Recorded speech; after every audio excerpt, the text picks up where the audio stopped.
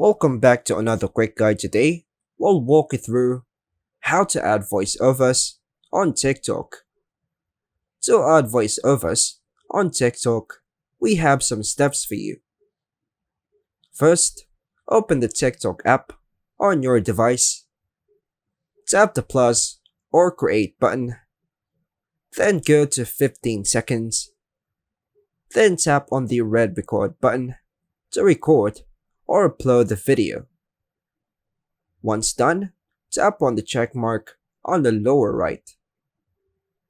Tap the audio editing, voiceover, or just voice option on the right side panel. Then tap on record. Press and hold the record button to start recording your voiceover.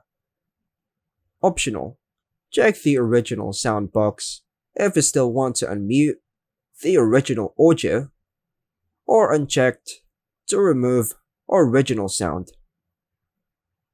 Tap done, then hit save to apply the voiceover. Tap next, add captions or effects, then post your video. Now, your TikTok video has a custom voiceover. And that's all for now, folks. Thanks for watching.